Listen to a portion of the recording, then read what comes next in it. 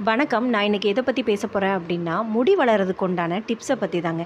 அது மட்டும் இல்ல, எந்த கோயில்ல வேண்டணும் அப்டின்னா நமக்கு முடி வளரும் அப்டிங்கிறத எனக்கு தெரிஞ்சத, நான் அனுபவப்பட்டத உங்க கூட ஷேர் பண்ணணும் அப்டிங்கிறதுக்காக தாங்க.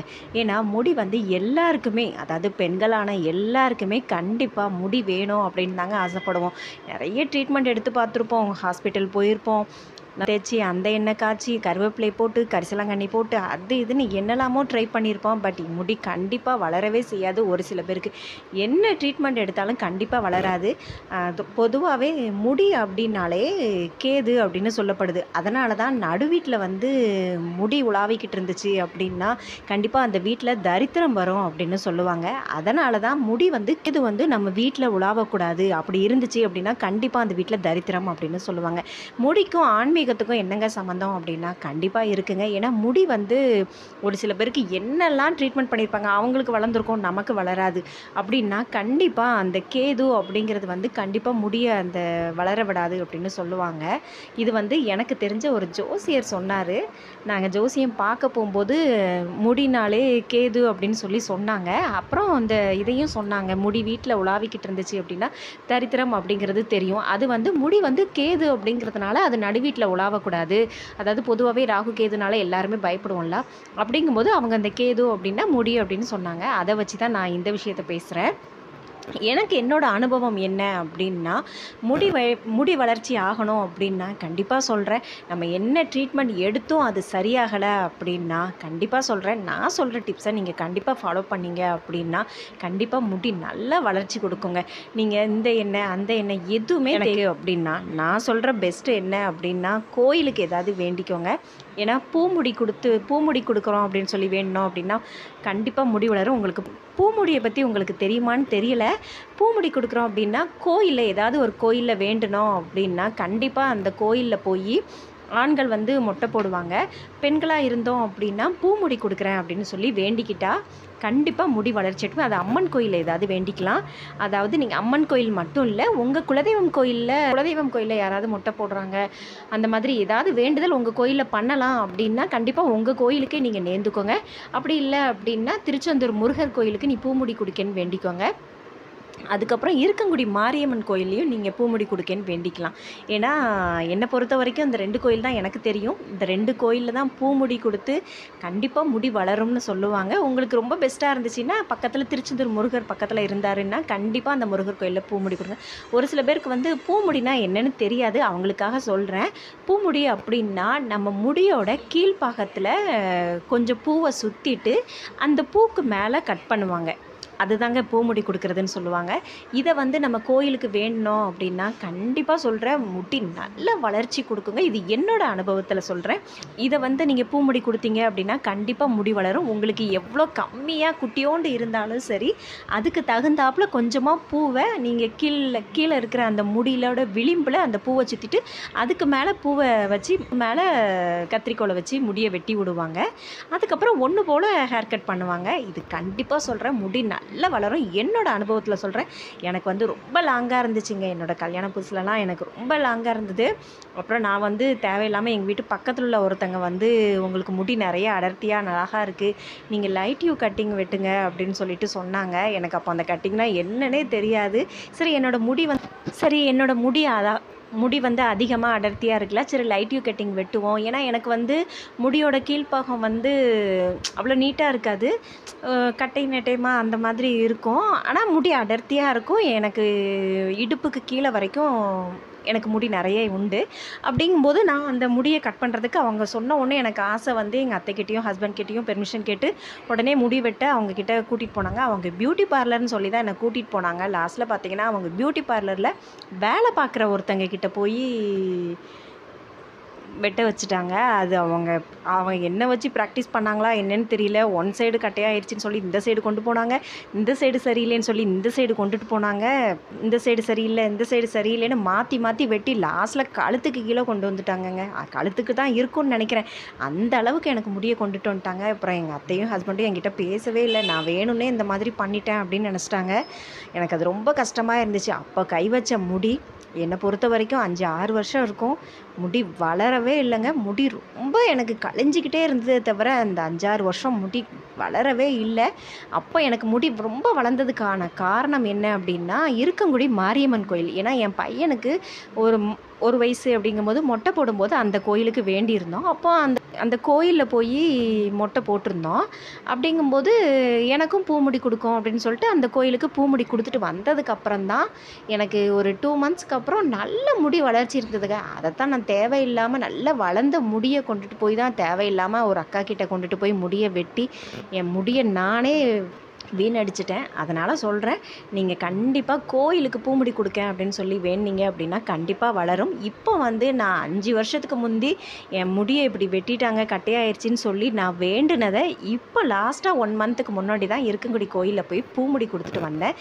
எனக்கு 1 மந்த்லேயே சொல்கிறேன், கண்டிப்பாக நான் வெட்டிட்டு வந்தது எனக்கு என்ன முடியே இல்லைன்னு சொல்லிட்டேன். நான் நிறைய இருந்த முடியை வெட்டிட்டு அதுக்கப்புறம் வேண்டிட்டு 5 வருஷத்துக்கு அப்புறம் தான் அந்த வேண்டுதலை நிறைவேற்றுறதுக்கு போன மாதம் நான் போயிருந்தேன். அப்போ வந்து எனக்கு வந்து அவங்க வெட்டினது, ஏன்னா முடி ரொம்ப கிடையாதா, என் கழுத்துக்கிட்ட தான் இருந்துச்சு அந்த முடி. இப்போது எனக்கு கழுத்துக்கு இடுப்பு வரைக்கும் எனக்கு முடி வந்துருச்சுங்க. அதனால் சொல்கிறேன், நீங்கள் கண்டிப்பாக இந்த மாதிரி ஏதாவது ஒரு கோயிலில் பூமுடி கொடுக்கேன் அப்படின்னு சொல்லி வேண்டிங்க அப்படின்னா கண்டிப்பாக சொல்கிறேன், முடி அபரிதமாக வளருங்க.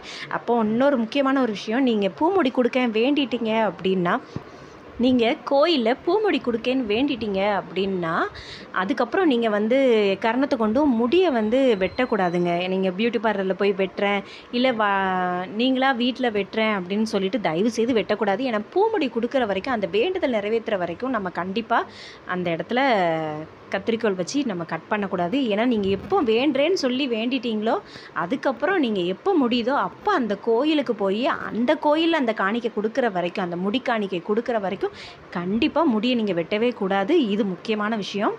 அதுக்கப்புறம் நீங்கள் வேண்டுதலை கண்டிப்பாக சொல்கிறேன், வேண்டுதல் நீங்கள் வேண்டினதுக்கப்புறம் முடிஞ்ச வரைக்கும் கொஞ்சம் சீக்கிரமே போய் வேண்டிட்டு வாங்க. ஏன்னா நான் வந்து ரொம்ப 5-6 வருஷம் ஆக்கிட்டேன்.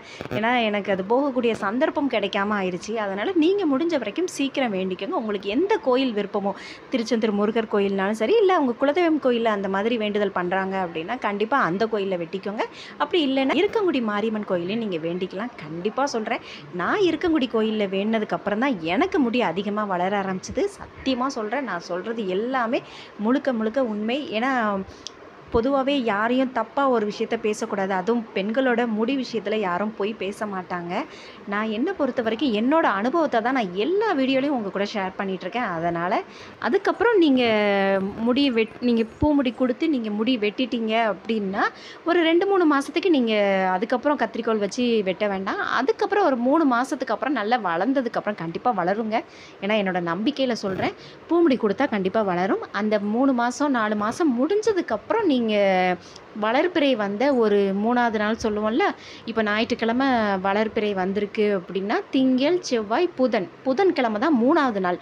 அந்த 3ஆவது நாள் வந்து நீங்கள் அப்பப்போ நுனியில் கட் பண்ணிக்கோங்க. அது வந்து உங்களுக்கு உங்கள் அம்மா கட் பண்ணி விடலாம், அல்லது நீங்களே உங்கள் கையால் கட் பண்ணிக்கலாம்.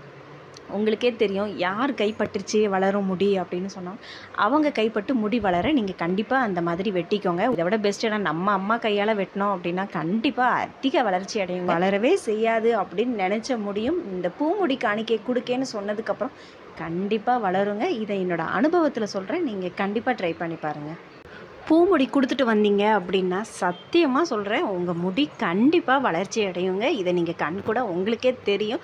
ஒரு டேப் வச்சு கூட நீங்கள் அளந்து பார்த்துக்கோங்க. 1 மந்த் 2 மந்த்ஸில் கண்டிப்பாக உங்கள் முடி நல்லா வளரும். அதுக்கப்புறம் வந்து நான் சொல்கிற இந்த ஒரு சில டிப்ஸ் சொல்கிறேன், அதையும் நீங்கள் ஃபாலோ பண்ணுங்கள். செக்கில் ஆட்டின தேங்காய் எண்ணெய் மட்டுமே நீங்கள் யூஸ் பண்ணுங்கள். வேறு இந்த எண்ணெயை மிக்ஸ் பண்ணி தேய்க்கணும், அந்த எண்ணெயை மிக்ஸ் பண்ணி தேய்க்கணும் அப்படின்னு தயவு செய்து தேய்க்காதீங்க. அந்த காலத்தில் இப்படிலாம் யாருமே தேய்ச்சது கிடையாதுங்க. இப்போ தான் புதுசாக எண்ணெய் வருது அப்படின்னு சொல்லிட்டு அதுக்கு பேரை வச்சு அதை எண்ணெயை கொடுக்குறாங்க. தயவு செய்து அந்த மாதிரி யூஸ் பண்ணாதீங்க. பியூர் தேங்காய் எண்ணெயை நீங்கள் தேய்ச்சிங்க அப்படின்னா கண்டிப்பாக முடி வளரும். ஒரு சில கடையில் வந்து பெரிய ஷோரூமில் செக்கு தேங்காய் எண்ணெய் அப்படின்னு சொல்லிட்டுலாம் விற்கிறாங்க. அது உண்மையிலே ஒரிஜினலாங்கிறது நமக்கு தெரியாது.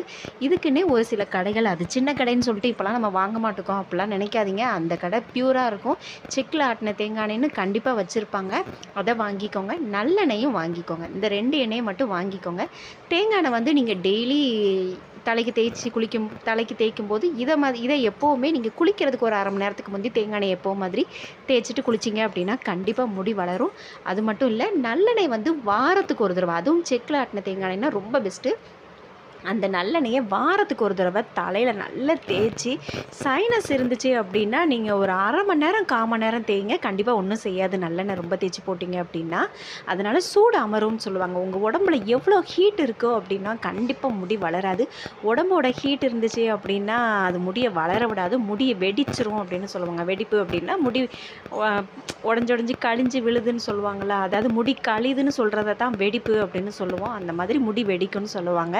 அதனால் நீங்கள் தயவுசெய்து நல்லெண்ணெய் தேய்ச்சி குளிச்சிங்க அப்படின்னா கண்டிப்பாக முடி வளரும். உடம்புல உள்ள ஹீட் குறைஞ்சிருச்சு அப்படின்னாலே ஆட்டோமேட்டிக்காக குளிர்ச்சியான தன்மையில் முடி வளர ஆரம்பிக்கும். ஏன்னா நம்ம இருக்கிற கிளைமேட்டில் வந்து கண்டிப்பாக நம்மலாம் கேரளாவில் கிடையாது.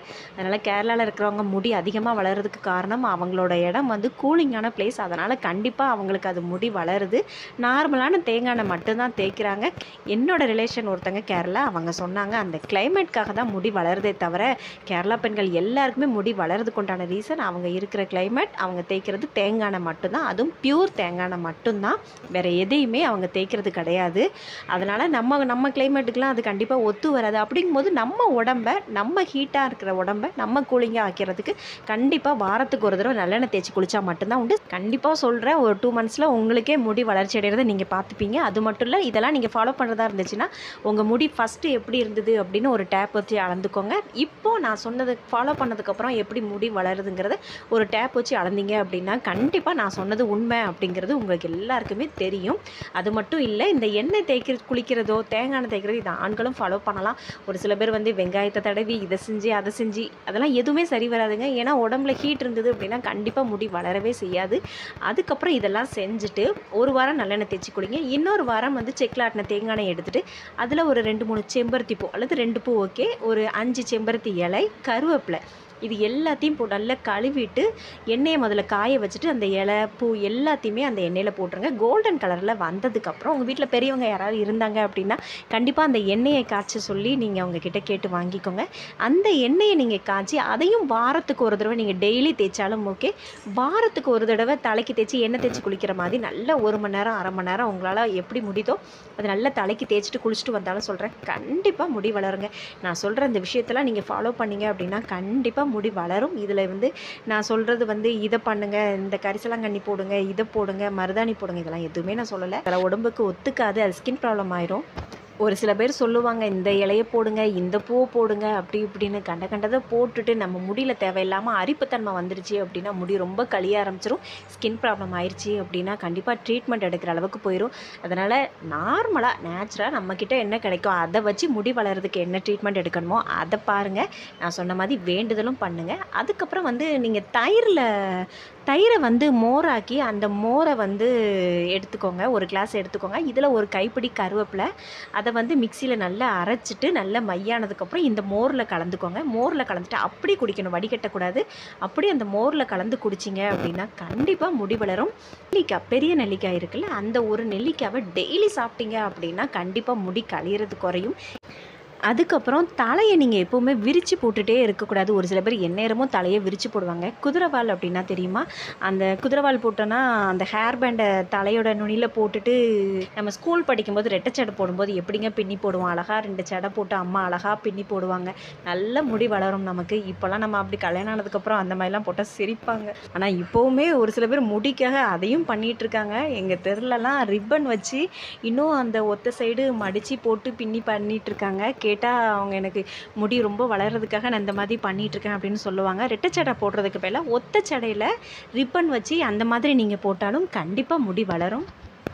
இல்லை உங்களுக்கும் அந்த மாதிரி ரிப்பன் வச்சு பண்ணுறதுக்கு வெக்கமாக இருந்தது அப்படின்னா நைட்டு படுக்கும்போது நீங்கள் நல்ல தலையை சீவிட்டு கீழே விளிம்பு வரைக்கும் பின்னி ஒரு ஹேர் பேண்ட் போட்டு மடித்து போட்டுக்கோங்க. கண்டிப்பாக இதுவும் முடி வளரும். ஒரு முடிக்காக இவ்வளோ பேசுகிறோம் அப்படின்னா கண்டிப்பாக பெண்களோட அழகே அந்த முடியில் தானங்க இருக்குது. கண்டிப்பாக முடி நமக்கும் வேணும்னு ஆசைப்படுவோம்ல. கண்டிப்பாக சொல்கிறேன். நீங்கள் இந்த மாதிரிலாம் ஃபாலோ பண்ணீங்க அப்படின்னா கண்டிப்பாக முடி வளரும். வளர்ந்ததுக்கப்புறம் எனக்கு இதே என்னோட இந்த சேனலில் இந்த வீடியோவில் நீங்கள் கண்டிப்பாக ஒரு 2 மந்த்ஸ் 3 மந்த்ஸ்க்கு அப்புறம் இதை யாராவது நீங்கள் ஃபாலோ பண்ணுறீங்க அப்படின்னா எனக்கு கமெண்ட் பண்ணுங்கள். நான் பேசுகிற விஷயம் உங்களுக்கு கரெக்டாக பட்டுச்சு அப்படின்னா என்னோட சேனலை சப்ஸ்கிரைப் பண்ணிட்டு பாருங்கள்.